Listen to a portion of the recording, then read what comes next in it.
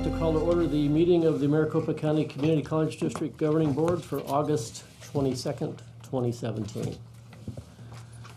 We will start with a Pledge of Allegiance led by Eric Aguilar.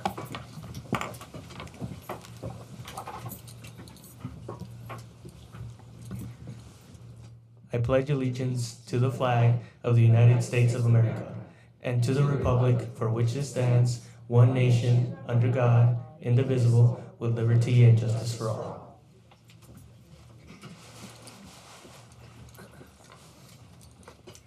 Thank you, Mr. Aguilar.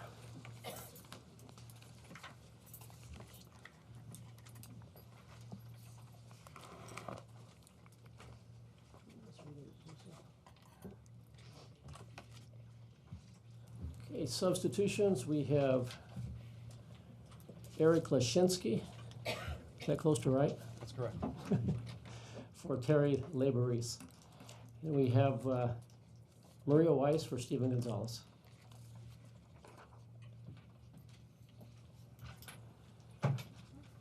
Student life reports for Mesa Community College. Hi, good evening. Pull this up real quick. Don't come up.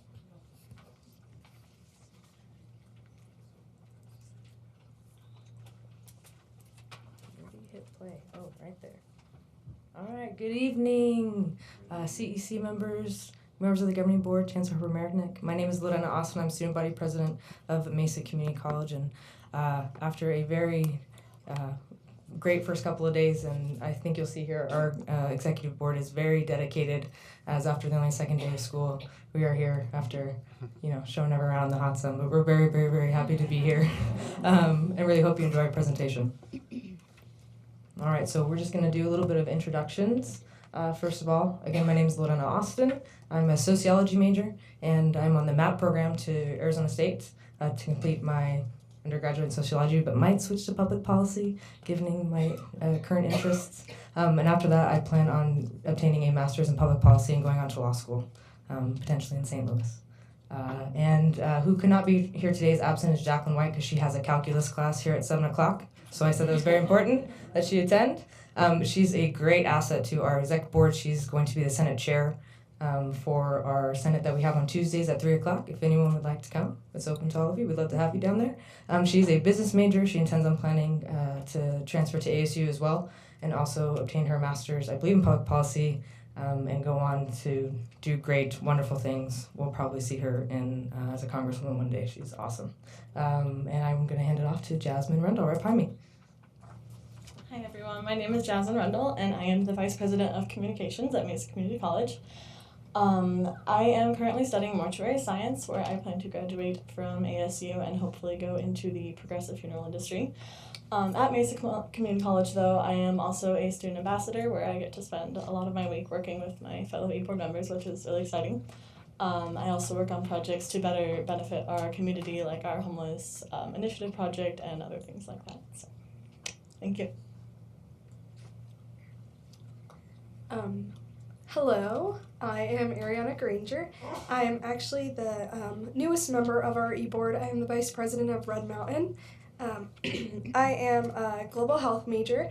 I'm on track to get a certificate in global citizenship at MCC. And then I intend to transfer over to ASU to pursue my bachelor's in global health. And that focuses on global issues and world issues. So I'm excited to be a new member of the e-board. Hello, my name is Eric Aguilar. I'm the Vice President of Fiscal Affairs for ASMCC, and my major is psychology. Hopefully this is going to be my last year here at Mesa Community College. After that, I plan to do an exchange program through NAU and go to Nottingham for 3 years to get my bachelor's and my master's at the same time. So. Hey guys, I'm Brian Bernal. I'm the newest member of the cabinet right now, so that's why I'm not up there. I'm a business major, but I'm focusing on computer informational systems. I'm going to transfer to the business school of WP Carey at ASU this coming spring. And yeah, I'm the secretary of media, and I hope to be able to make my school proud. Brian was also added just 2 days ago, so your picture will get up there, I promise. Everyone will be represented. All right, and going forward, so we just want to kind of go through some of our goals and things that we've been working on and hope to work on this semester. So we really wanted to focus on increasing communication between students, staff, and faculty. We really realized that there is such an opportunity for faculty and students to really be connected. So we'll kind of go over a little bit later, but we've created a Canvas class for our students and faculty to both have so we can share information. We've also created an app for Android and iPhone. It's really neat, but we'll talk about that for the presentation. I know you're all really excited about that. Looking forward to appointing students to committees. And we've spoken already with our president Sasan Portuatezadi and VP Pearson.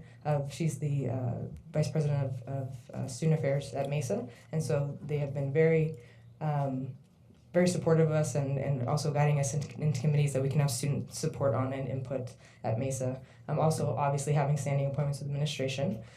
We appointed a vice president of Red Mountain campus, which is something that had not been done before, but we felt was very integral for student success. For we have 2 campuses and we are one College Mesa, and we find that very, very viable and very, very important. So Adiana, who's been working very hard, is going to talk a little bit about Red Mountain's happenings and everything that they've been doing this past summer and these first 2 weeks or week of school here.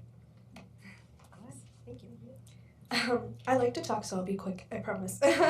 My main focus as the VP of Red Mountain is going to be increased student and community involvement, which we've already been seeing this year.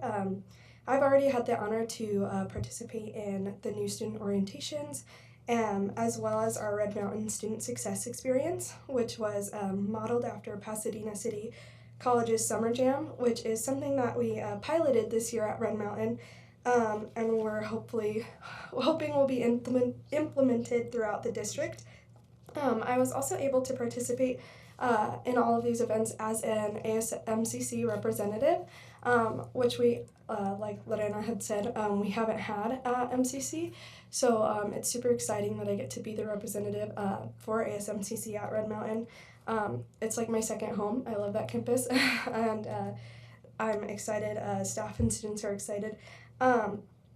So I wanted to talk about also things that we have done so far. Just in the beginning of the year, we just had the solar eclipse event, which was amazing. We had an awesome turnout. We had both big and little members of the community come to the campus and do activities that they wouldn't always get to do. So I look forward to doing more of these events throughout the year, including my partnerships with the Red Mountain Community Advisory Committee, which is chaired by our Vice Mayor of Mesa, David Luna. And I will also be out on the community events such as our Discovery Series, the Halloween Extravaganza, which brought over 1,500 people to our campus last year, and our New Frontiers Coffee Talk Series. So I'm super excited to be out there and get my face out there as the ASMCC representative and have student government just be more known on our campus, and overall just bridging the gap for Red Mountain and MCC. Thank you. All right, going on. I'll speed through. Empowering students is one of our other big agendas that we wanted to focus on this year. We have created a series last semester called Red Talks, red being our signature color of Mesa, but it stands for Real Educational Dialogue. And in these talks, we hope to have conversation with students on subjects that might be more sensitive, so subjects ranging from DACA to gender wage gap, to current political climate, anything of that nature, and placing boxes around campus for students to leave comments or questions that they have for us, so we've been working on that. Senate, we're going to try and actually change the face of our Senate and bring it back to where it's more policy-based and students bring forward legislation, resolutions that I can bring to the administration and maybe to the governing board here as well. So we're really excited about that. And then unique opportunities for students to have campus life. Our senators to have volunteer opportunities that we're already looking for. We've contacted ASU about bringing our senators to their Senate and seeing how their student government functions. Also, community partnerships. We found that there are not a lot of internships available for two-year college students. So we've been working on that as well. Paid or unpaid, usually when you find it's mostly 4 years that are most interested in internships, but we absolutely think it's necessary for 2 years to be involved in these internships as well. So we've been working with our campus on that. collaboration with our community. We actually have a great partnership with our county recorder. They've held a few events at our campus already, and they've invited us to their offices. We'll be having voter registration with them on campus. They'll be bringing their new voting machines to campus as well for county elections and showing us how to do that, and Senate will be involved in that as well as all the students. We've worked with Paz de Cristo, which is a local homeless shelter in Mesa. It's very well known, and we look forward to working with them. And partnerships not just with community organizations, but also city, county, and state officials. Very close relationship with Mayor Giles in Mesa. Kristen Cinema was at our campus a few weeks ago, and we got to speak with her briefly, and she'll be back, she said. And so we're just really looking forward to collaborating with our students in their community, because they're part community members as well as outside of school. So that's that. And then technological advancements, I promise this is one of the last slides. For fiscal, we're looking at the possibility of getting squares for club fundraising, where we're finding that fundraising at our campus used to be a really, really, really valuable part of campus collaboration for students to go on trips, buy things for their clubs and things of that nature. And in this 21st century, no one carries cash anymore. It's just the reality. So we've seen that our clubs are kind of suffering from that. So trying to get something implemented for some type of square fundraising for them. The Carpool app is just something that we were kind of interested in. It's more like a rideshare program, but also utilizing the new Apple classes that we have at Mesa. Hopefully getting to utilize those to maybe make apps for Mesa. Obviously, maybe build some students' portfolios a bit or anything like that, but anything we can do to utilize the resources we already have. And then Eric is going to talk about his project that he's been working on for Canvas and the ASMCC app. All right. So just to give a little bit of history behind this little Canvas and app thing, the app, we had it last year, and we just decided to use it more to its potential. It was used, but not as efficient as we would have liked to see. And then Canvas is very new. So this is something that I thought about having ever since we started campaigning for our ASMCC positions. So this is the Canvas app. I created this flyer. This way it's easy for us to keep track of all the students that want to be involved. With Canvas, they are able to know about all the sports events that happen, all the club activities, so clubs can give us any information of anything that they're doing, and we can put it on Canvas. It also, you can also get scholarship opportunities. We're trying to be able to make it easy for students to know about scholarship opportunities and put a lot of them in there. Also volunteer. I think that bringing it into the campus is one of the most important things, and that way students can sign up to volunteer for clubs, any events, anything that departments have. So this is the little flyer we hand out to students, and there's a tiny URL also for students to be able to sign up on their own. The cool thing about this is yesterday it was the first day that we actually went ahead and tried to promote it as much as we could, since it was the first day of school, and we got more than 100 students sign up just for Canvas alone. So that was like a big thing for us. And then the app, I also created this fun little flyer for it, and for the app it has a lot of things that we use for students. So it has a calendar that has all the events and everything that has been going on in school from here till December, and then we hope that throughout time we can look through everything that happens, that people can send us information of things that are going on, and we can also look on the website. So eventually, hopefully the school can take over the app and can continue.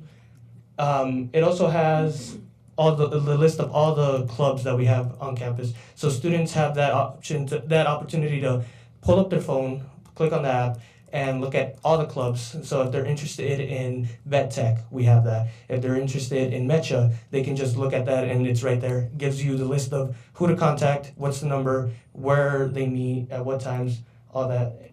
So this is a little preview of what it looks like on the phone. This is what it looks like, just larger.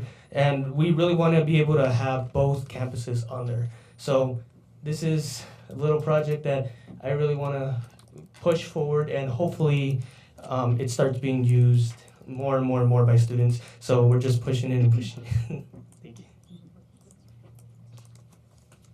All All right, so that's kind of the end of it. And so with the app and Canvas, we're really looking forward for Canvas, and teachers really have that small portion at the beginning of class to kind of connect with students about activities and everything going on. And so instead of them flipping through the internet or finding an email that they saw one time that was a really great opportunity or something, resources or events on campus, teachers can also have this Canvas page. So they can just pull it up with the rest of their classes that they have, and it's right there. So there's no searching, anything like that. So that's what we're really excited about that. And with the app, it's available for free on iPhone and Android. So I expect all of you here to download that. It's okay if you have your phones out.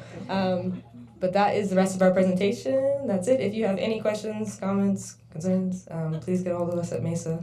And we really look forward to this year and look forward to working with y'all. So thank you so much.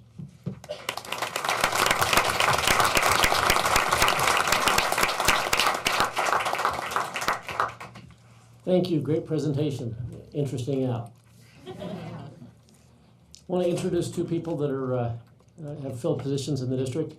Debbie Kushbob, Interim Vice Chancellor of Academic and Student Affairs. Wave, raise your hand.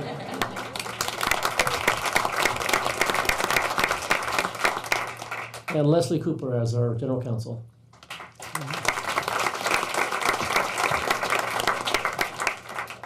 I got to put in 2 cents with that introduction. One night this week, it was well into the evening, and my phone rang, and I didn't recognize the number. And it was our new general counsel working well into the evening. Generally, I would not want to get a call from an attorney well into the evening, but in this case, it was great. It was just fine. I'm glad to see she's catching up quick and picking up a big job. We've got 5 Emeritus Distinction Awards this meeting. Board President Hendricks, may I have permission to approach the podium? I'm trying to figure out your name. Yes, please. You saved me there.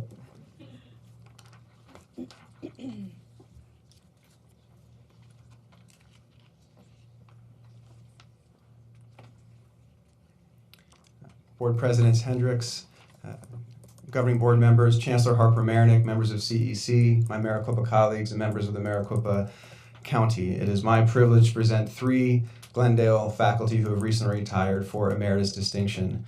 I know one is definitely in attendance. I've been scanning the crowd to see if others are here. So if the 3 faculty are here, if you could please come forward, and I will go ahead and say a few words about you and give an opportunity for you to say some words as well. So Tim Sylvester, Dr. Bob Bowker, and I do not believe Dr. Deborah Van Marsh is here. Is she here? Okay. Well, first, it is my pleasure to present Dr. Bob Bowker. Dr. Bowker is a 30-year veteran of our biology department. He is a renowned herpetologist, correct? No, renowned. Well, I ad-libbed on renowned there.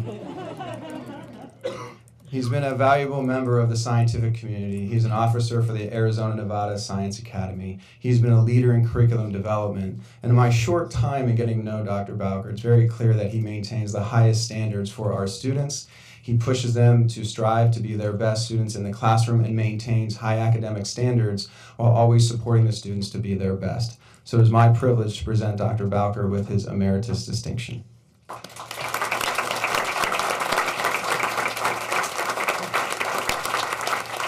Would you like to say anything? I just want to thank everybody that has been around me all these 30 years. I've had great people above me. I've had great department chairs. I've had great co-workers. So all of those made it possible for me lasting 30 years. Thank you.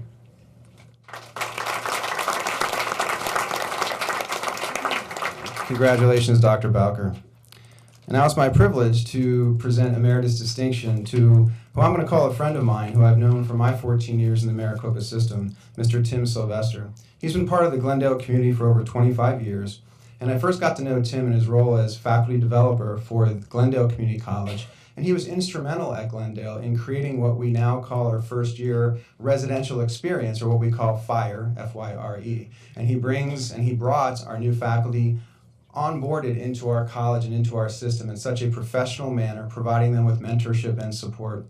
In addition, he was a leader within his business department, providing outstanding instruction to students and always being a resource for any student that came his way. It's an honor to present him with this. As I said, I've known him for 14 years, and he's been a trusted colleague and someone who I am proud to call friend. Mr. Sylvester.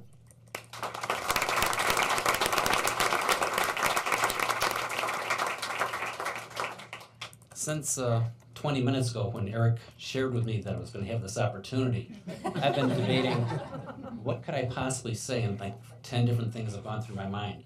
But probably the most important thing to say is that I feel I'm really one of the luckiest people around. Like, very, very lucky, because I'm married to one of the greatest women in the world. I'm honestly, really. I'm very lucky because I'm retired now. And I've had a chance to get to meet many people, such as Eric, and many of my friends from Glendale. But very, very lucky because ever since I started teaching at College DuPage in 1980, I've had the opportunity to do what I think is the best, the greatest, the most fulfilling job in the world, that of actually teaching students and helping them along. So thank you.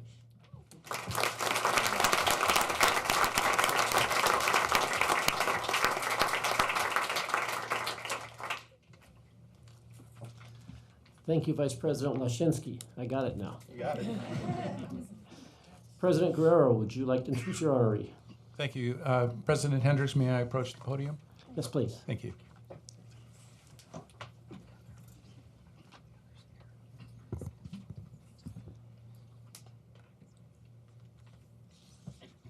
President Hendricks, members of the Governing Board, CEC, and guests. I would like to call to the podium my friend and colleague, Melinda Rudabal.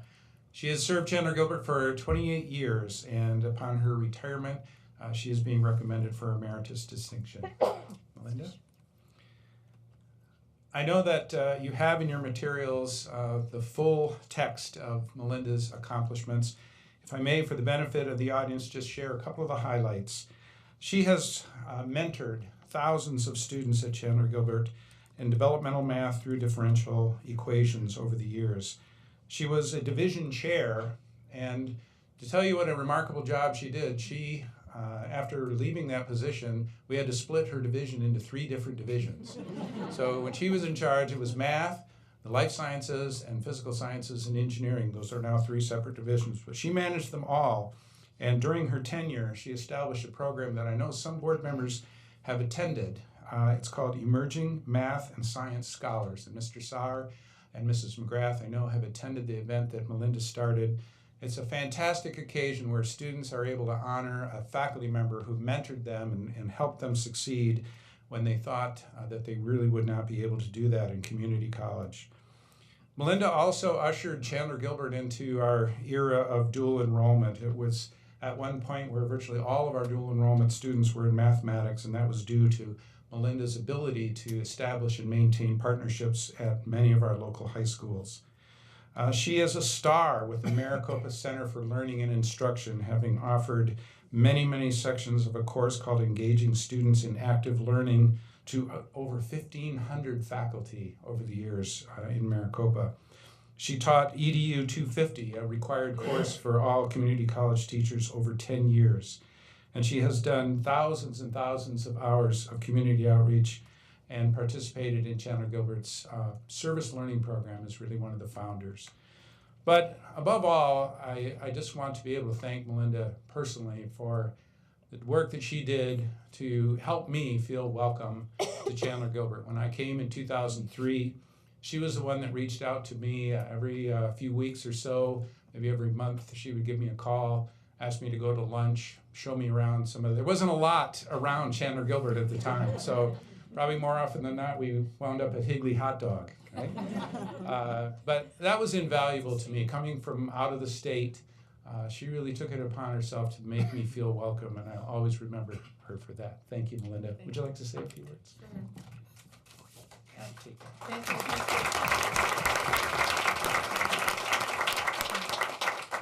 I'd say it's a lot easier to teach Calc 3 than stand up here.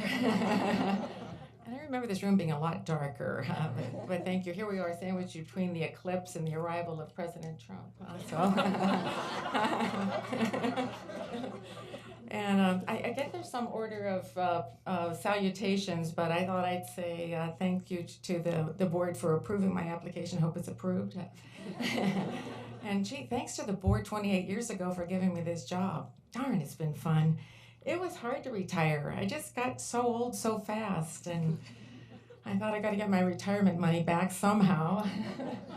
It's just been a great ride. I started at a little baby college and it grew and grew, and we thought we knew everybody, all the employees. I think we did, and all the students we thought we did, and it was so much fun. And I hated to see it end. I had a student come to my house this morning for help, so that was great. And I knew the chancellor when she was a student worker. Not everybody can say that. And we used to go to lunch too. Now you can't even book a phone call with us. You gotta take her to the Higley hot dog shop. But hey, you gotta make this guy permanent. He does a great job. So thank you to everybody who came.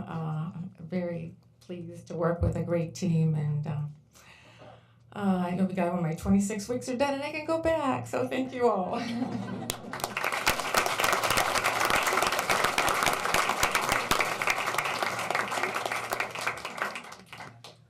Thank you, Dr. Guerrero. I see a number of people standing out by the door. There's 6 or 8 seats down here if you guys want to come in and sit down in some soft chairs. Or maybe not. Don't be bashful, come on up.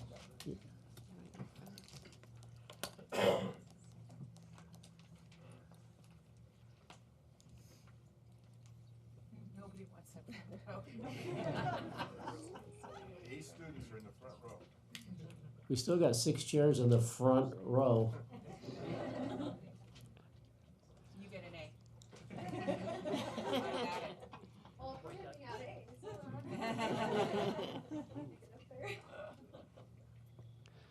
President Haynes, would you like to introduce your honoree?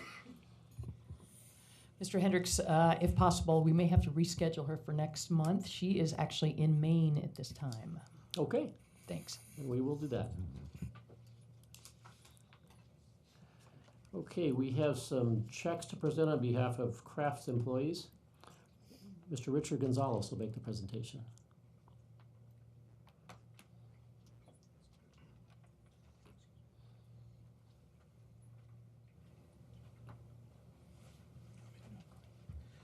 Good afternoon, ladies and gentlemen.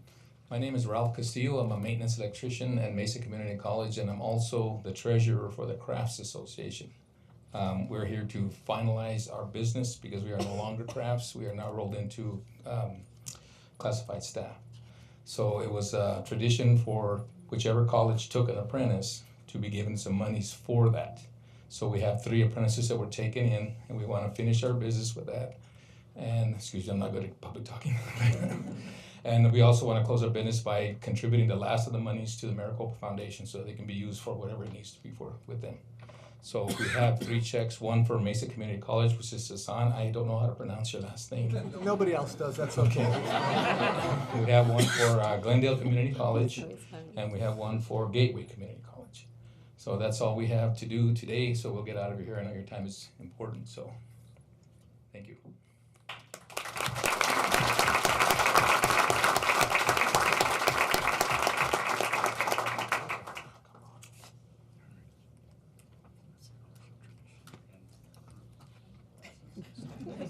Thank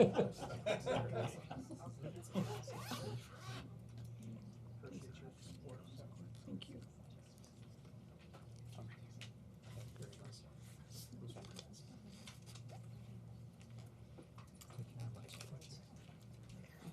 Thank you for your time.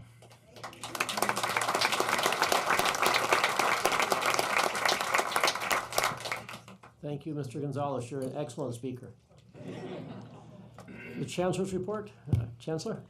Thank you, Mr. Hendricks, members of the board. We are going to provide an update on the progress that we have made for the transformation of the system, and I will be presenting with President Dale, President Lara, and it would have been President Gonzalez. Unfortunately, he couldn't be here tonight, so I think maybe Daniel Barajas will join the group. So with your permission, we will speak from the podium so that we can make eye contact basically with you. Thank you.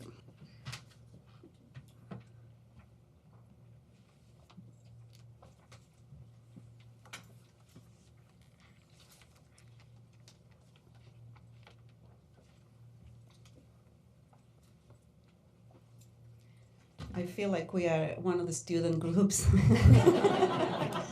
I'm the president of the club, and I will be introducing my vice presidents. But thank you, Mr. Hendricks, and members of the board, for the opportunity. It's going to be a brief presentation, but obviously we are open to your questions too. So just a reminder of why we are engaging in this work. It's not just because we don't have anything better to do, it's because we believe that we are at a time when necessary changes are imperative to move our system forward and meet the needs of the community as we are expected to do. We have 4 components, we call them pillars of transformation, and those are the things that you would expect it from us. They are aligned with what we do as a community college system. We are continue to focus on the student support part of the business, the industry partnerships, and that's connected to our mission of workforce development. We've spoken to the board before about the guided pathways, and we'll provide additional details today. And then, of course, none of the work would be possible unless we also engage in necessary changes in what we're calling the enterprise. And that is related to changes in technology, in business services, and of course, human resources. So for each of those, after I make a few introductory comments, then my colleagues will be presenting an update of the progress that we have made in each of those components or pillars. So the elements of the transformation are here. I know it's fairly small, so I'm going to guide you through the wheel. The blue components are connected to the guided pathways, and as a reminder that what we are attempting to do is make sure that we have a clear direction from students how to go from point A to point B, which should be a degree, in a way that brings cohesiveness to the curriculum and that is fully aligned with what is expected of our students as they engage in decisions about their careers. We also know that it's critically important to have the right level of academic advising so that the students understand exactly what it will take and have a person they can go to for answers. The green part of the wheel is the enterprise and things that, again, you would expect to hear from us that we need to have better, more consistent, more effective ways to conduct the business of the system. And we know that to make that possible, we need to have a very robust talent management, talent acquisition system in place. The I don't know what color that is, but reddish brown is around the student support. And some of this work is not new. Some of this work we have been doing for a while. Some of this you have heard before. And started with the Student Success Initiative a few years back, and many of the outcomes of the Maricopa priorities that we concluded in June of this year are fully aligned with what we intend to do moving forward. And it is making sure that the students, like these wonderful students from Mesa Community College, they can enroll more easily, they can get the information at the right time. I love your app, and I hope that that's something that all of the student groups adopt, because it's a great use of technology. And then, of course, we have all of the services in place that would help the students be successful. And then the last part of the wheel is around the strategic partnerships, and that is how do we engage with the business community in our county, in our state, in a more efficient and effective manner. And then how do we develop, implement hands-on experiences for our students that are more work-like than what they can get from a classroom. So that's pretty much what we're intending to accomplish. One of the expectations that you gave us the last time we presented on transformation was the development of specific goals that we can track with metrics that are clear and communicated. So here's an update of where we are. We are hoping to double the rate of degree completion by 2025, the same about certificate completion. We always want to increase the persistence of students. It's not enough that the students feel welcomed and they come to the system, but we have a responsibility to make sure that they stay and they complete and they achieve their goals. We need to redefine how we explain the success of the students and make sure that there's a stronger, better connection to employment and economic development metrics. And then as a community college, we always have a goal to reduce the attainment gap, especially among the students that are underrepresented minorities. The main component of all this work, we wouldn't do it otherwise if it wasn't about the students and promoting student success. And to accomplish this, we know that we have to shift the culture, that we have different expectations of accountability and transparency, and that the work is not about that, but that is an outcome of the work that we are beginning to do as part of the transformation. So now I believe Dr. Paul Dale will give us an update of what the work that we have done in the last couple of months around the student support component of the transformation. Chancellor, thank you. President Hendricks, members of the board. It is my privilege to be working with district student affairs and academic affairs staff and colleges to move this transformation forward. And I would just like to suggest that our transformation is really around two things. One is redefining how we work with new students in terms of thinking about getting the right student to the right college at the right time for the right programs, rather than singularly focusing on getting a student to a particular college. And second thing about this transformation is scale. Right now we're doing a lot of really good things in Maricopa, but none of it is scaled to the point where we're making a significant impact. So it's my pleasure. We're working around the whole notion about improving the student experience around the processes.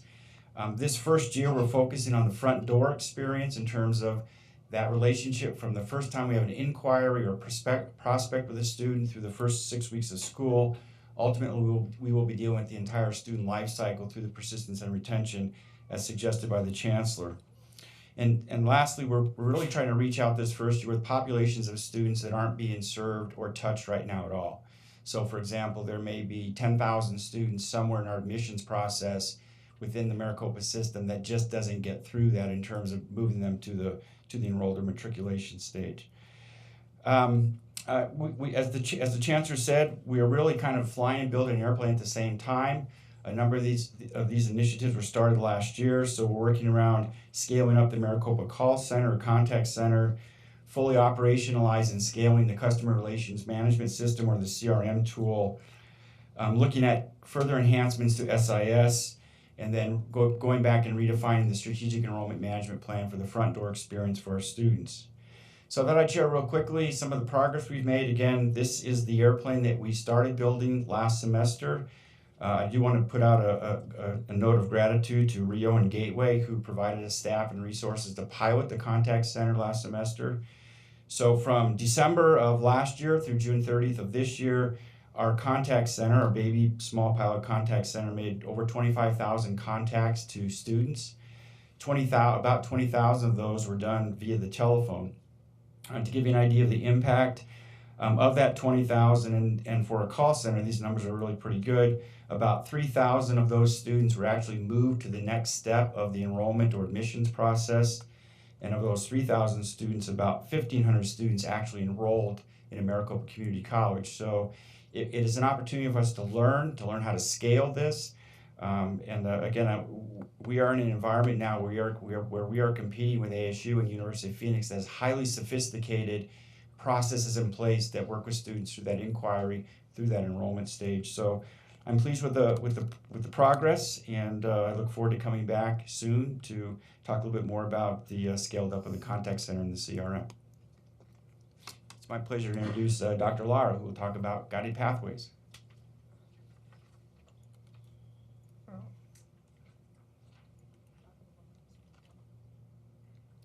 If I get this to work, I'll talk about guided pathways. Okay. Thank you, President Hendricks, members of the board, Chancellor, CEC colleagues, and guests. It's my pleasure to speak to you tonight about some of the updates and what we've been accomplishing with the guided pathways pillar. Even though the transformation pillar didn't start until May, a tremendous amount of work had already been happening with the guided pathways. A big portion of this work, majority of the work, was done by Mesa Community College and then several other colleges, which is what we're calling the early adopter colleges who are working with the guided pathways. I want to begin by sharing with you an evolving definition that was created for the guided pathways. Guided pathways within the Maricopa Community College District will become a comprehensive framework designed to increase student retention and completion, decrease time to completion, lower educational costs for students, and better prepare students for transfer and for their chosen career. So we've been building on the work of Mesa Community College, who actually began this transformation in 2015. So it's my pleasure to be working with Dr. Alka Singh, who is serving as our business lead, and also, and I don't believe he's here, but Mr. Steve Budge, who is the faculty member who was leading the Mesa Community College initiative. So we wanted to make sure that we involve faculty. What we have been doing is working with those members who are from the early adopters and looking at what we could do to prepare, because there had been 4 colleges who've been working on the initiative, but now we're moving to 10 colleges. And now it's a district-wide transformation. So as a gentle reminder to my colleagues, those names of those individuals who'll be serving as your co-chairs are due to us tomorrow. So we're, part of what we're wanting to do is make sure that we are representative of the entire Maricopa system. This is a system initiative. So even though there was a lot of work done by our early adopters, we're now going back to say we have to go back and make it work for all of the colleges. So what we're doing is putting together college cross-functional teams where each college will have a co-chair who's a faculty member. And from what I'm hearing, some of them may even have 2 co-chairs who are faculty members and have tri-chairs.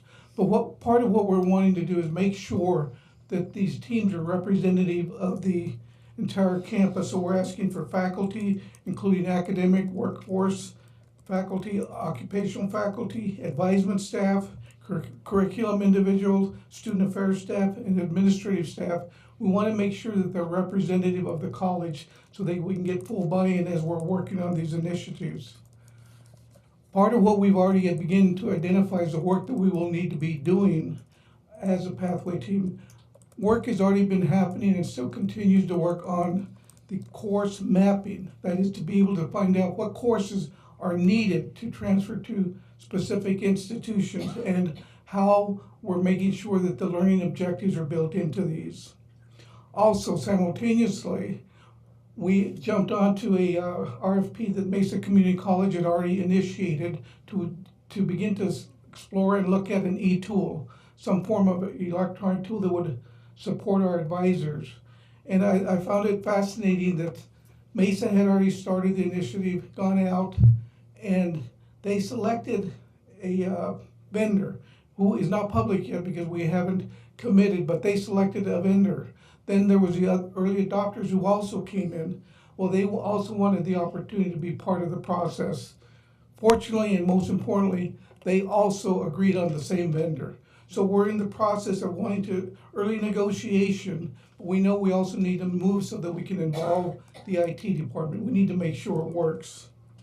In addition to the e-tool, the course mapping, one of the most important components will be the advisement process. And I'm looking at Mr. Sarr because I remember his presentation he made about the Elmo colleges.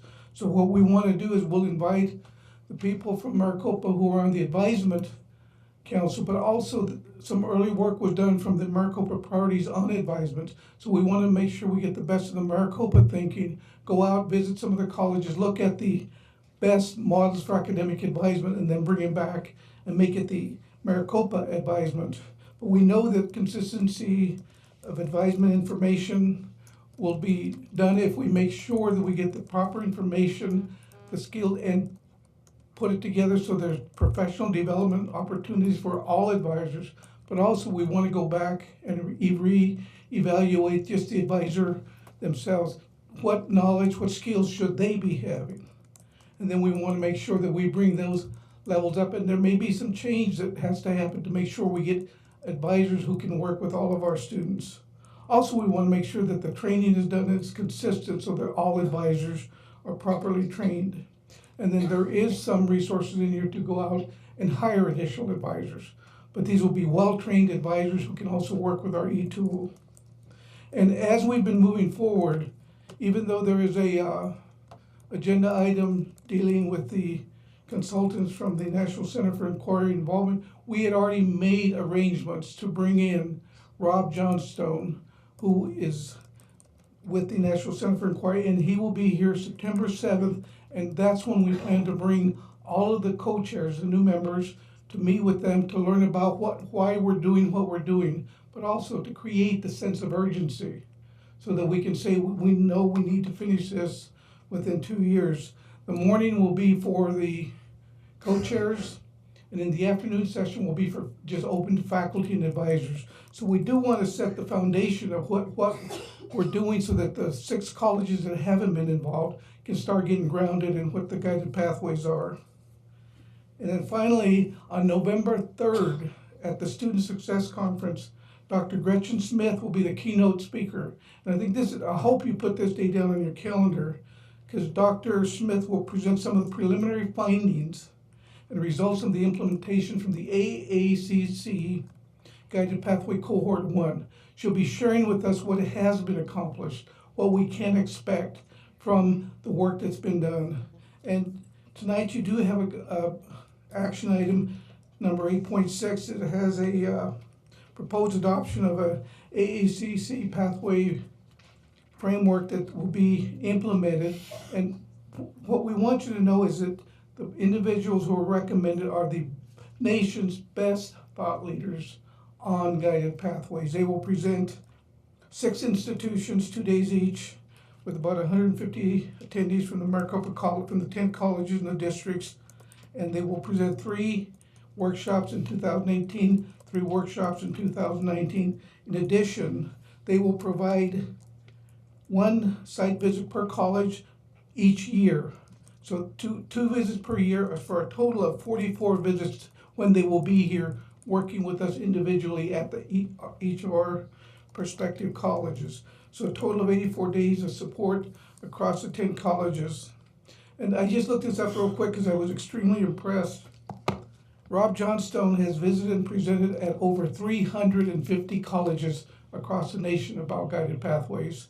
And Rob Johnstone, Gretchen Smith, Kay McClinney, and David Jenkins, who wrote the book about redesigning the community colleges, who will be here for the first of the sessions, they have visited and presented in 48 of the states.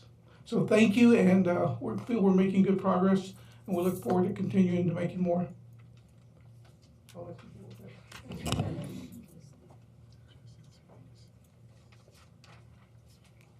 Good evening, President Hendricks, members of the board, members of CEC and community.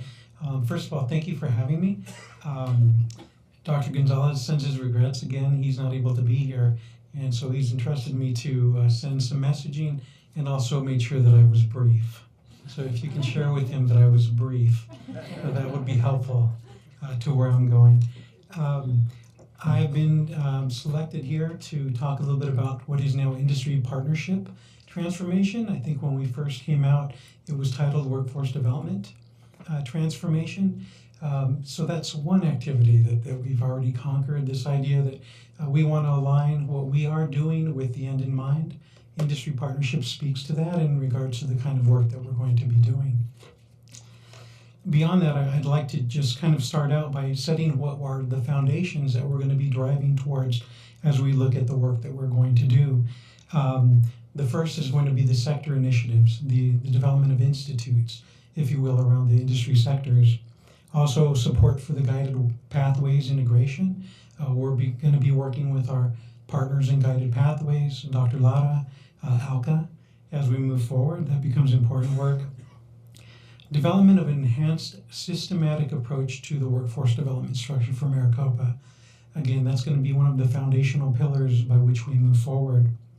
Also, data analytics, so that we can inform both the economic and workforce development system here in Maricopa as a uniform opportunity for good decision making. So those will be the 4 pillars that we're really going to be focused on. I'm going to share a little bit about some of the progress that we've made. Dr. Gonzalez has been moving forward with building his team. So as of July 15th, Maria Reyes, who's formerly a dean at Phoenix College, is now going to be the business lead for what is the Industry Partnerships Transformation. As of August 7th, I have been selected as the project director for what will be industry partnerships. So both she and I are now fully there at Gateway. I thank Dr. Maria Wise for her wisdom in finding us locations there on the campus. We appreciate that. Beyond that, it becomes very important in terms of where we're going next. The big thing that we're doing is working on developing our steering team for what will be the work that lies ahead for us. With that said, it's really important for the board and members to understand that we have identified and will be working specifically with key councils within the system. So as we work certainly with the Faculty Association, the Occupational Administrators Council, the Vice Presidents Association or Council, and also the ICs, as well as external stakeholders. And I'll give you some examples of some work that we've already done. Again, this isn't complete, but it's where we're going. Mr. Michael Voss, who's the Dean of Career and Technical Education at Mesa Community College, will be joining our team. Also, we're blessed to have Mr. Mike Mitchell, who's right behind me, joining us as our faculty representation in this process. And then we're also looking at external partners, and that may set us a little bit apart from maybe some of our pillar partners. The idea that we've gone after representation for the Center for the Future of Arizona, for example, also the Arizona State Office of Economic Opportunity, as well as AMP, the Advanced Manufacturing Partnership. Mr. Malcolm Green, who's their Chief Executive Officer, will be joining us. And those are some examples of where we're headed. We have a lot of work to do by way of filling in the rest of our steering team. Another important point is that Dr. Gonzalez was very clear from Jumpstart that we were going to recognize the good works and capitalize those works of those that have come before. And I'll give you an example, the Center for Excellence in Advanced Manufacturing. The team that was formed and did the work and research and rolled up their sleeves to get us moved in the right direction is very important, and we value that, and we'll be working in utilizing that kind of information, as well as the Maricopa Priorities Project. Again, we don't want to sleep on what has been done. We want to honor, respect, and utilize that kind of information in the work that we're going to be doing. Beyond that, some next steps for us. I mentioned the development of our steering team. Just beyond that, if you can imagine, I mentioned some foundations.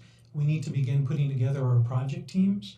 Again, those are going to be comprised of both internal and external stakeholders as we move forward. Outside of that, we are working with a fantastic team. I'd like to acknowledge Darcy Renfro, who's been leading the process for us by which we're identifying things like our charter, our budget, in a preliminary sense, which is very important work for us. Outside of that, the next big thing, last but not least, is the communications plan that we're working towards. We intend to be very transparent with the district and our community as we move forward, again, as we're very much an internal and external facing team. Thank you.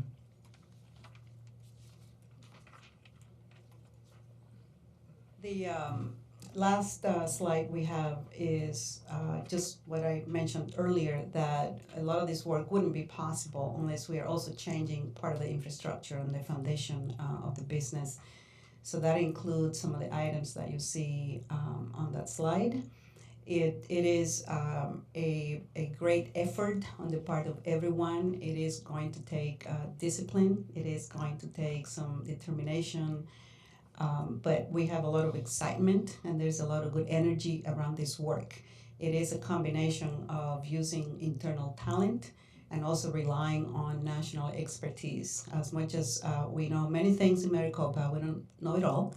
And sometimes it is important to use what has been learned by other institutions. So as you heard earlier from Dr. Lara, we have the best in the nation who are leading the guided pathways work coming to Maricopa to bring their knowledge and expertise and help us develop a framework that will be Maricopa based, that works for our system. It's not a template because that's not going to work. But they understand the system. We've worked with them before. I personally have known all of them for years. So we are fortunate that they agreed to come and do this work. By approaching the work as a system, even though if you look at the item, it may feel like it's a lot of money, and it is a lot of money, but it is actually about half of what it would cost if the colleges were to approach this work individually and independently and not as a system. So we appreciate the support of the board. I want to thank all the people because it's not just those of us speaking today. Behind each person, there is a team, and then there are teams of teams and layers and layers. And it is a very inclusive process because that is the only way that we're going to make a difference, obviously, in Maricopa. So with that, governing board members, if you have any questions. It was that clear. Good. Well, we thank you for the time tonight. And we may not have something new every month, but if not every month, every other month, we want to make sure that the progress that we make is communicated clearly and transparently and celebrated as it should. So thank you. Thank you to my colleagues for presenting tonight.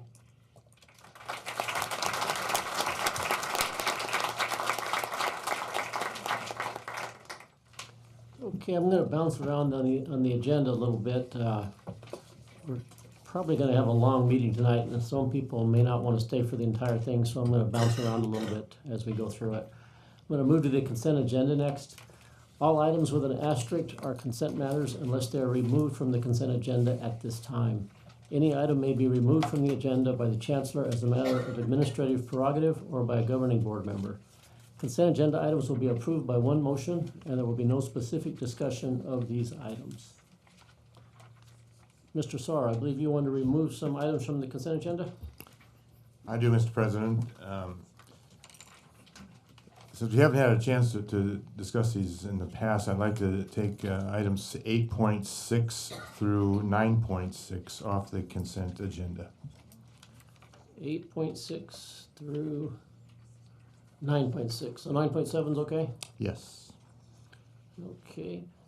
Do we have any other members of the board? I'm sorry, 10.1 as well. 10.1. Leave 9.7, remove 10.1. Correct. Do any other members want to remove any further items? Seeing none, do we have a motion to approve the remaining items on the consent agenda? So moved. I second it. All in favor? Aye. Aye. Those opposed? Motion passes. Okay, we'll continue with item 8.6, approval of contract with the National Center for Inquiry and Improvement. Do we have questions or comments? Mr. President, I'll make a motion to enable us to discuss. I move approval of the contract with the National Center for Inquiry and Improvement, LLC, for consulting services regarding the implementation of guided pathways. Second. Okay, do we have discussion? Mr. President, I want to thank Dr. Laura for answering all my questions. I think this is obviously a very well-known group. I'm familiar with a couple of them, obviously, but the specifics that he gave us answered all my questions. Do we have any other comments on item 8.6? All in favor, please signify by saying aye. Aye. Aye. Those opposed? Move on to 8.7. Can we get a motion for approval? I move to approve 8.7, the approval of contract with MSS Technologies for consulting services for MCCD transformation plan. Second. In discussion. Mr. President, I guess my only question that hasn't been answered yet is there going to be a governing board point of contact for them, or is it going to be pretty much what you've done tonight every other month? That, to me, is fine. The point of contact for the board will be the Chancellor for any questions or comments. If there are any specifics as we move forward, I'll be glad to get additional information. But what we intend to do is, if monthly there's something worth reporting, which I'm hoping it is, so we'll do that. If not, every other month. If at any point we feel that we need a special session, because there is too much information for a brief presentation, then we would be requesting that of the board president. Can you be a little specific about what this group is going to provide you? Yes, Mr. Sar, members of the board. This group is a business change management group. So they are helping us to put a structure in place for decision making, for governance. They're helping us construct a budget that addresses all of the complexities of the project. So the difference between this group and the other item is just expertise in guided pathways. That's very, very specific to how we construct them, how we create cohesiveness in the curriculum. This other group is helping us. So this work will be shorter term than the guided pathways work, because once we have the infrastructure and the budget and the governance and decision making and how we manage the change, then the work will be completed. So they'll be working primarily with you then? They're working with me. They're working with the team that we introduced. They're working with Ms. Renfro, who is coordinating the entire transformation project on my behalf. So yes, primarily with my office. Any further comments? Item 8.7, those in favor signify by saying aye. Aye. Those opposed? Motion passes. Item 8.8, approval of settlement agreement. Can we get a motion to approve? So moved. Second. Comments and questions? Mr. Sar, did you have a question? Mine is a comment more than a question. This was something that's been handled, from what I can see, the way that our policies and procedures are supposed to handle them. My question is, will there be any kind of issues on those that were involved in these discriminatory actions? Chancellor? Thank you, Mr. President, Mr. Sar, members of the board. Because of the personnel nature of the question, I will be glad to address that in private with you to respect the privacy of the individuals involved. Thank you. Any other comments? Those in favor, please signify by saying aye. Aye. Those opposed? Motion passes. Let's skip to 9.1, accept the transfer of grant from the MCCD Foundation for Foster Youth. Can I get a motion for approval? So moved. Second. Discussion, Mr. Sar. And I like this, by the way. I'm just wondering if there's not a starting point or a baseline that we can use to show progress in this regard. Do we know, for example, what the completion rates are at present for the comparative purposes down the road? Mr.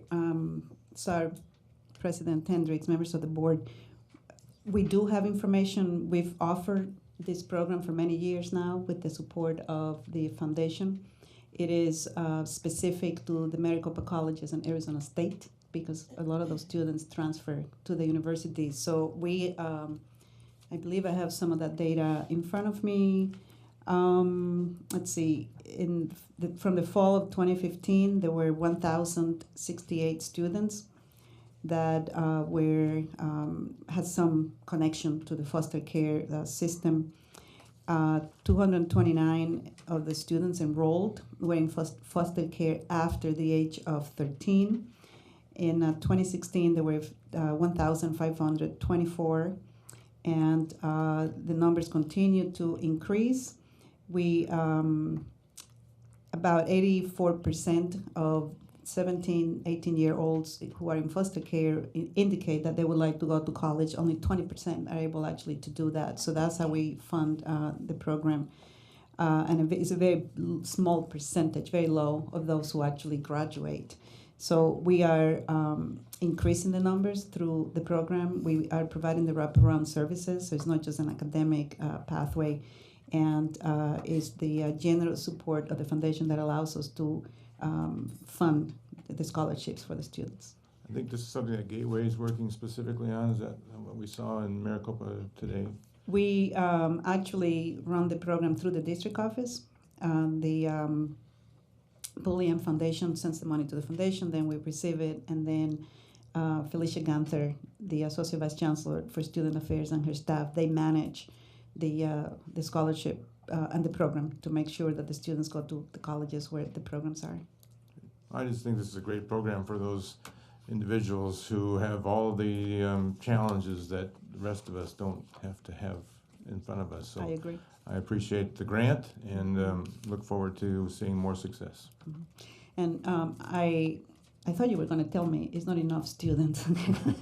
Well, because I say that too, and I have spoken with people who fund the program, and they said if we had more resources, we would be able to scale up, but unfortunately they don't. So right. we use the resources very wisely, what we get. But I agree with you, that is a really wonderful way to provide support for foster care youth.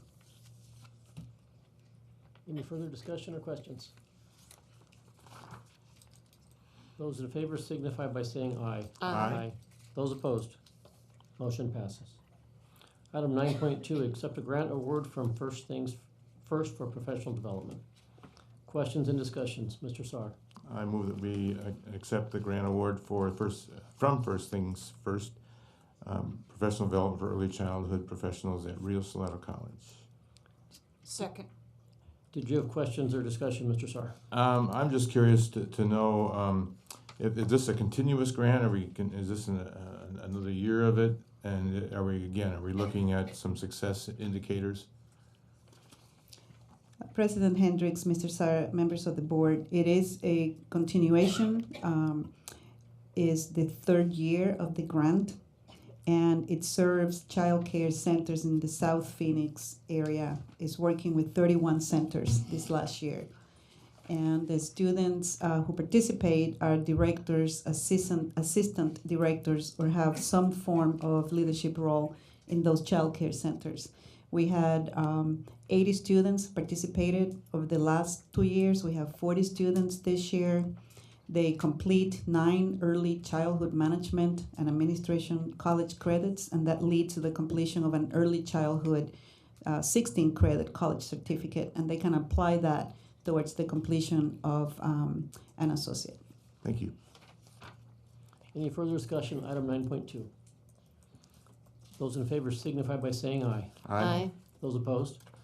Motion passes. Item 9.3, accept a grant from U.S. Department of State to Mesa Community College. Can I get a motion of approval? So moved. Second. Discussion and questions, Mr. Saar. Yeah, my only question is, it's $200,000, and I'm wondering, I'm wondering, how does that money divvied up per student, or is it based on a program? I'm thinking more in terms of how much money per student is that $217,000 going? President Hendricks, Mr. Saar, members of the board, this is the 5th year that we've had the agreement. The grant actually goes to Northern Virginia Community College, so we are a sub-recipient. It is, we've had 74 students that take 30 credit hours, so that has brought into the system over $721,000 in tuition. We have awarded more than 60 academic certificates and 73 CCI certificates in business and early childhood. We have 74 students this year and represented 12 countries. It's a wonderful international opportunity. And in the past 4 years, the students that we've served have completed 8,000 volunteer hours in our community. And we have engaged more than 150 host families in this program. And I have met some of the students along the way. They like to see another former international student. So I tell you, it's a wonderful opportunity and creates a lot of goodwill between those students who are visiting the United States and our students here. Thanks. Any further discussion? Those in favor, 9.3, signify by saying aye. Aye. Those opposed? Motion passes. 9.4, accept a grant from U.S. Department of State to Scottsdale Community College. We get a motion to approve? Motion to approve 9.4 to accept a grant from U.S. State Department, SEC. Second. Discussion and questions. Mr. Saar. Yeah, the form that I have is identical to 9.3, so this one is for Scottsdale Community College. Yes, Mr. Saar, members of the board, it's the same opportunity to colleges. Right. Thank you. Any further discussion? Item 9.4, those in favor, please signify by saying aye. Aye. Aye. Those opposed? Motion passes. Item 9.5, approve Carl D. Perkins 4 basic grant for fiscal year 17-18. Get a motion to approve. Motion to approve 9.5 Carl D. Perkins 4 basic grant. Second. Questions, Mr. Saar? Yeah, based on discussions that we had at the CTE conference this summer, I'm wondering the way that we distribute this money, $1.3 million, is the same way I've seen it, pretty much for the last 7 years. I just wonder with the new changes in the CTE programs as it relates to workforce development and now the new name with industry partnerships, if that process of distribution shouldn't be relooked at as part of this transformation. So I'm not opposed to taking the money, obviously. Quite frankly, we should be getting more of that state general this basic grant. But we weren't around back in those days to say we wanted more. So we get what we get. But I think we can make better use of this, especially after looking at what other rural districts are doing with their Carl Perkins monies, that we can do a better job of scaling some of those areas that we need these resources in, as opposed to just spreading it out so thin that nobody gets much of anything. Mr. Saar, President Hendricks, members of the board, I agree. Any further discussion? Those in favor, item 9.5, please signify by saying aye. Aye. Those opposed? Motion passes. 9.6, approval negotiated contract from the United States Department of Defense. Get a motion for approval. So moved. Second. Questions and discussion. Mr. Saar. I just have a comment. I don't know if many people know what this is in our relationship with the small business group, but what has really triggered me in this action item is that our in-state clients were awarded 494 contracts for more than $81 million in prime and subprime contracts. Prior to us putting this PTAC system together, that all went to non-Arizona contractors. So in the few years that we've had this going on, we've made a huge impact in the economy by keeping those federal funds, primarily on Luke Air Force Base, but others as well, here in Arizona. So I commend PTAC and the Small Business Center for the work they've done in the past few years. And I agree, Mr. Saar, members of the board. It was a unique opportunity when we were able to apply for that and were successful. And I can't see Miss Janice Washington. Is she behind the column maybe? And I can't see her. Yep, there she is. So I would like, I would like Janice just to come forward so we can thank her for her leadership and the amazing work that she and her staff do at the Small Business Development Centers. Thank you, Janice.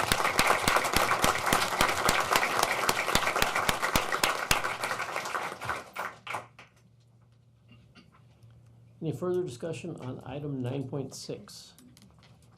Those in favor, please signify by saying aye. Aye. Those opposed? Motion passes. Item 10.1, approve sublease of Papago Reserve Building. Get a motion to approve. Oh, I move to approve 10.1, use of Papago Reserve Building. I second it. Discussion and questions. Mr. Saar. This is a sore subject with me. It's something that we've had on our plate now since we moved the corporate college, and it's been roughly 18 months since we've had this facility up for lease or sublease. And in that length of time, we're sitting on an offer that to me is not acceptable. I realize that it will reduce the impact financially on the district by reducing the amount of net rent that or lease payments that we're going to have in that building, but this is just not a good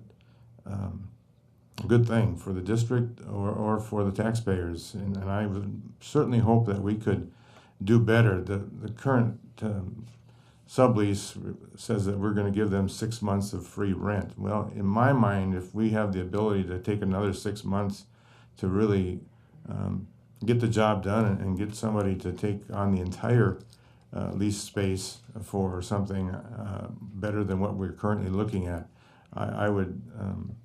I'd be in favor of that. But I might be the only vote opposing this, and I get it, but I just don't see this as something that is acceptable to us.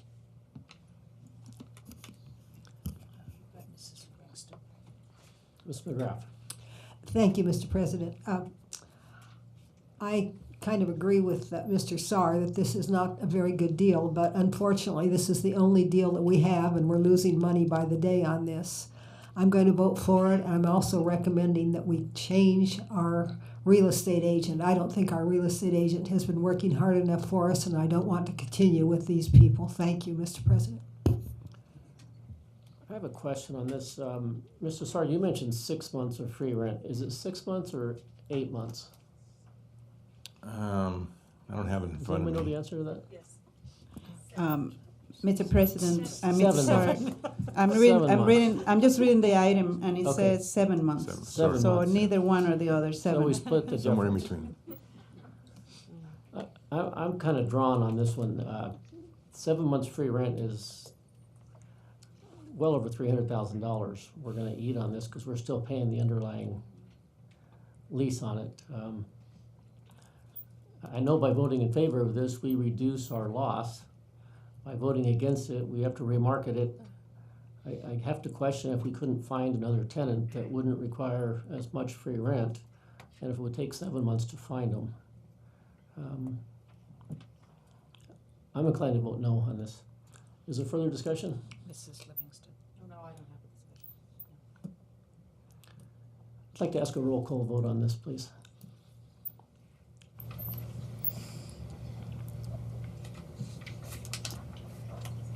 On item 10.1, Mrs. Haber, No. Mrs. Livingston, Yes. Mrs. McGrath, No. Mr. Saar, No? Dr. Thor, Yes. Mr. Hendricks. No. The vote are 2 yeses and 4 noes. Motion fails.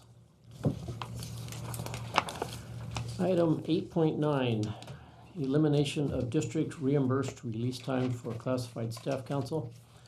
Before we entertain a motion, we have a member of the public signed in to speak on this issue. Douglas Penwell. That's public interest. Good evening. President Hendricks, members of the board, Chancellor Harper-Narnick, and fellow GCC employees, CEC members, and guests. I'm speaking tonight as a representative of the classified staff. This is for the benefit of the governing board, but especially for the classified staff. In view of recent events, it is good to be able to get something on the record. This includes, but is not limited to, this evening's potential consent agenda item pertaining to the elimination of district reimbursement for CSC release time. This potential action sends the wrong message to the classified staff and is counter to the concept of shared governance.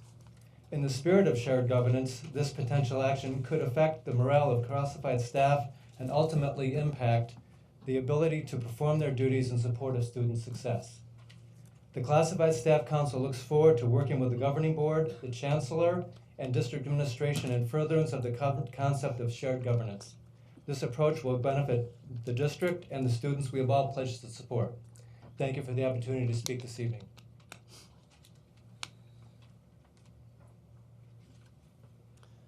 Thank you, Mr. Penwell. questions, comments from the board? Oh, sorry, we need a motion for approval. So move. Second? Questions and discussion from the board? Mr. Sarr? Why not? Chancellor, in our discussions, you've said that a new policy or a new format for this will be maybe for us in a period of time. Can you kind of elaborate on that for me? Mr. Sar, members of the board, I was, the item asks, and I was asked by the board president and vice president to make sure that we have a policy that can come back to the board for your consideration and approval that is representative of inclusion of employees in policy decisions moving forward, with the understanding that with your vote in June, now all those policies will come back to the board for approval or not. So my goal is to make sure that we have a process to recommend to the board by the September meeting. Thank you. I just want to make sure that it's on the record that I think involvement of our staff at any level is important to me, and I hope to the rest of the board and the chancellor, that we're a team here and everybody's voice needs to be heard, because it just makes and has made our system work very well in the past, and I hope to do so in the future. Dr. Thor? Thank you, Mr. Hendricks. I just want to make clear that this action is not about limiting participation or in any way curtailing shared governance. The issue here is that state law requires that the board have a policy before it releases employees. And in turn reimburses the colleges for those employees' release time. This board never adopted such a policy. So what this action does is stop activity that's not authorized by policy, but then asks the chancellor to come back with the board to the board with a policy for employee participation. So I just want to be sure people aren't confused about what the intent is here. This is about bringing us in line with the law. Ms. Livingston, do you have a comment? It says in the justification, however, no board-adopted employee policy authorizes MCCD to provide release time for CSC representatives or officers to provide reimbursement for backfilling a position. Okay, this is just what Dr. Thor said. At the bottom, I mean, this is like $500,000, guys. This is a lot of money. We all want you to talk, get along, work together. But personally, and this is my personal opinion, for the last year or so, when I walk into these rooms, it feels icy, it feels cold, it doesn't feel welcoming. I don't know what it's like on the campuses. So what I will say is, if we were actually giving you such release time to work in a positive manner, it's backfired greatly. So I'm sorry you didn't all come to the table and play well, but I don't think you did.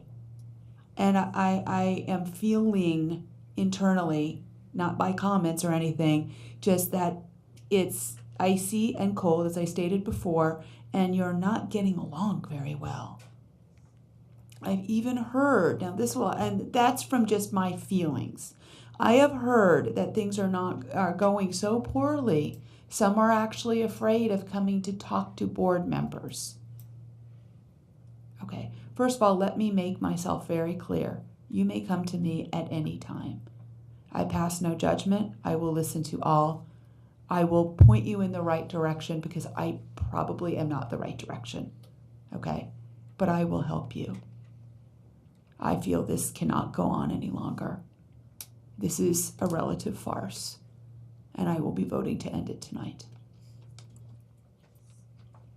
Further comments? Those in favor, please so signify by saying aye. Aye. Aye. Those opposed? Motion passes.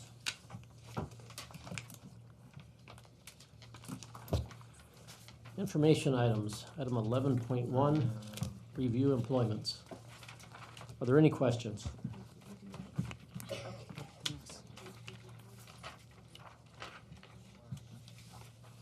If there's no questions or comments, we'll move on to monitoring reports, 12.1. Review final budget analysis report, Fund 1. Are there any questions?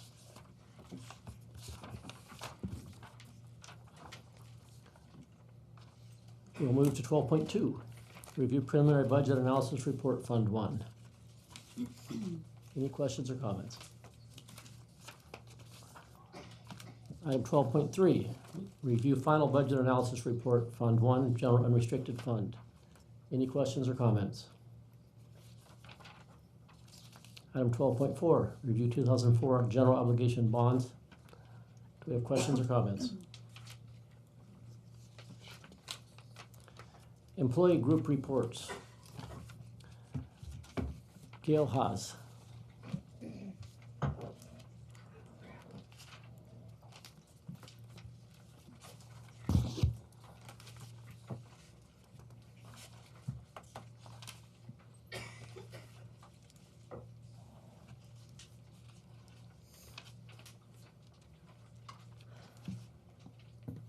Hello.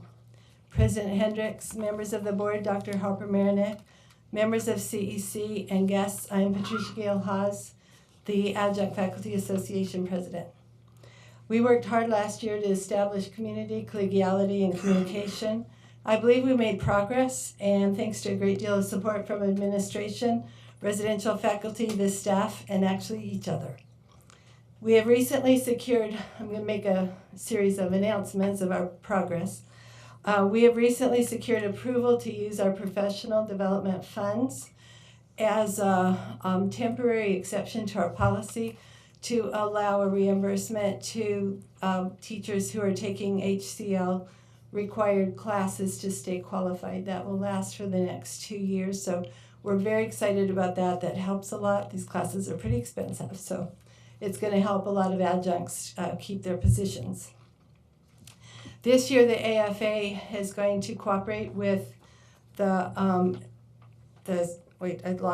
Faculty Development Committee program. We created a program called Learning Today to Shape Tomorrow. This is cooperative with the teams, the CTLs, Centers for Teaching and Learning, and we want to help adjuncts take advantage of the great programs that are available. Help them access them, make them into webinars. We have our star, Dr. Dale, on our video that was produced. So, did you watch it? Yes. So it's very helpful. We offer a lot of great programs, and we just want to engage adjuncts, make sure they know they're available, and involve them. This year we're starting research on and developing a pilot program which will strengthen candidates for full-time positions. In conjunction with the Center for Teaching and Learning, we're going to put major energy into a pilot leadership program which will provide adjuncts with a broader base of understanding of all things Maricopa. Right now, this is called the Institute. On my third thing, I'm going to take a little bit of diversion. We want to work well with the district and what's going on and do some research. But having listened to the transformation, I think I'm going to go back to the board and we're going to redouble our efforts and figure out how we can get 60 to 70% of the adjuncts knowledgeable about the program and helping to implement it. One of the most hopeful developments on the horizon for me is the development of an adjunct page on the employee portal. I think this is going to help tremendously. The plan is to have all things adjunct on one page and then link out to the various necessary resources, the other colleges.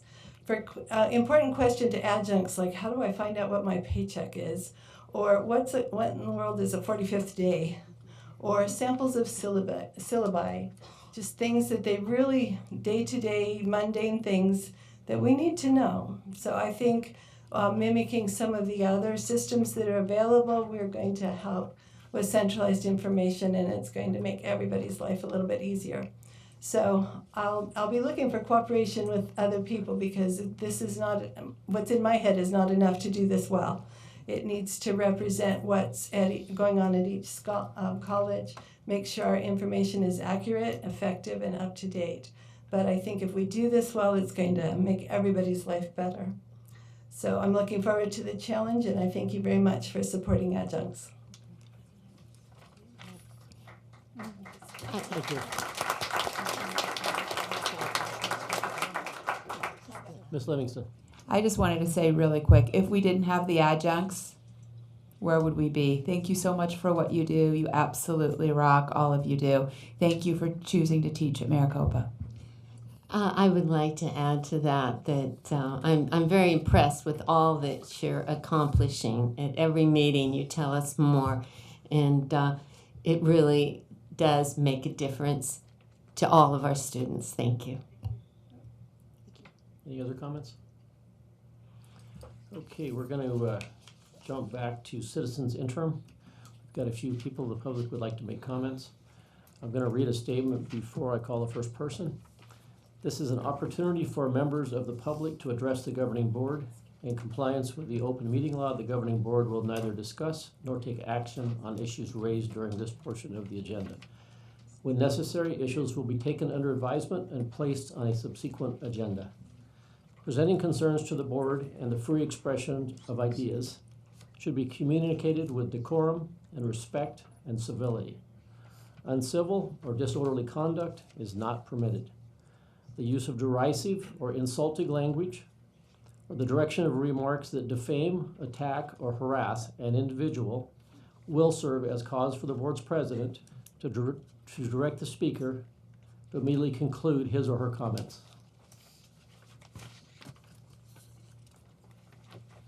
Alicia Rose.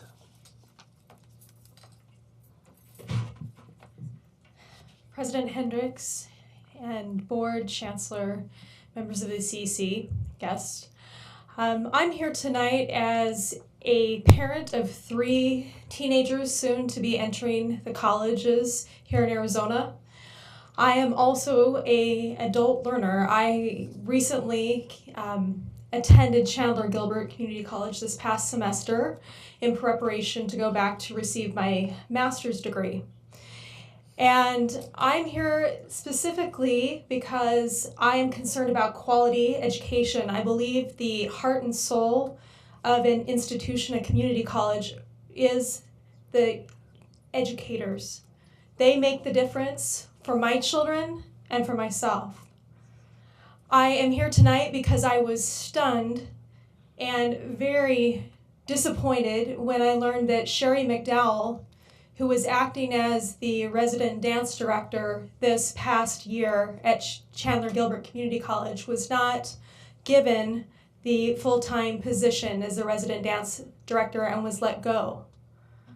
I'm here because I have a background in dance education. I have a degree from the University of Utah, and I have been a dance educator and movement educator in the community for the last 20 plus years.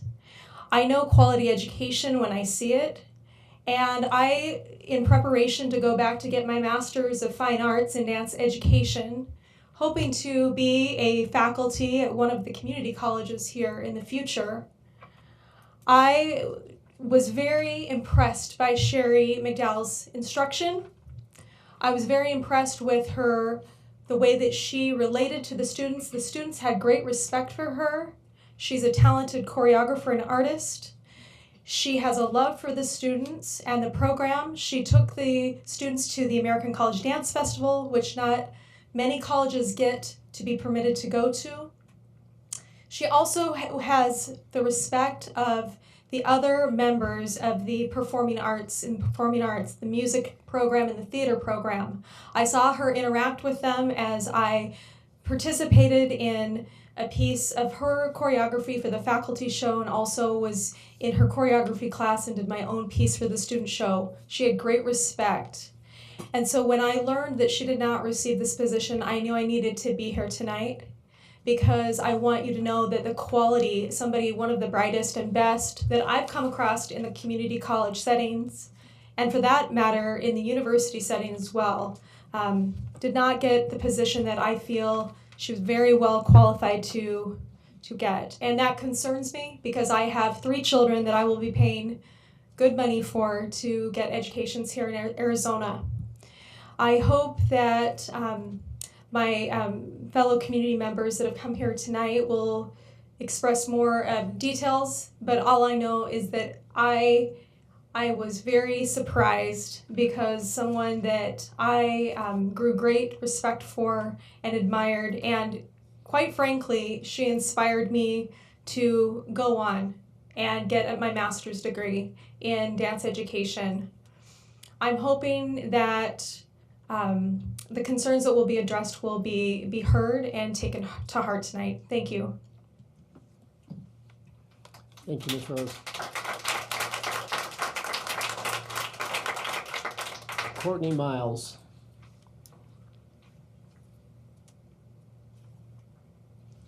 All right. President Hendricks, members of the board, Chancellor Harper-Marinick, and members of the CEC and guests. My name is Courtney Miles, and I am a former student of Chandler Gilbert Community College. I am here tonight to make you aware of the hiring process that took place for the 2017-2018 residential dance position at Chandler Gilbert Community College. I speak on behalf of 260 petition signers, students past and present, faculty, and community members, because we believe that interim President Guerreros manipulated the hiring process in order to not select the most qualified candidate for the residential dance position. We contend that interim President Guerrero's vision is to... I'll read the comments again before you go any further. You're not allowed to disparage anyone that's in this room or not in this room. You continue your comments. You will not refer to anyone by their name with any sort of disparaging comments. Essential technique classes needed by majors to transfer to university programs have already been canceled 2 weeks before the fall semester has started. Decisions on these classes are normally made during the first week of school because technique classes don't usually start until the second week of the semester. Another concern that we have is that for 15 years, the high school dance festival has been held at Chandler Gilbert Community College. It is a huge recruiting event, bringing more than 300 dance students from more than 15 area high schools to Chandler Gilbert for a day of dance classes and a culminating performance where they show their own dances. It is a great way to reach out to our area high schools and showcase the amazing dance program we have at our school, as well as introduce them to the college. We are already in fear that this festival will not happen for the first time in 15 years.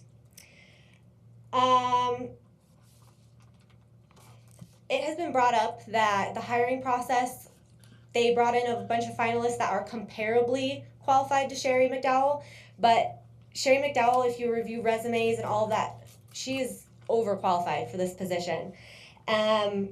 We question the ethics of the people that made this decision, and we are asking Again, for... you're going to have to stop. We're going to go on to the next speaker. Thank you for your comments.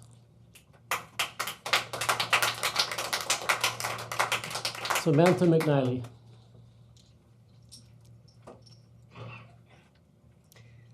Good evening, President Hendricks, members of the board, Chancellor Harper-Marinick, members of the CEC, and guests. My name is Samantha McNeely, and I am a student at Chandler Gilbert Community College. I am here tonight to make you aware of the hiring process that took place at Chandler Gilbert for the 2017-2018 residential dance position at CGCC.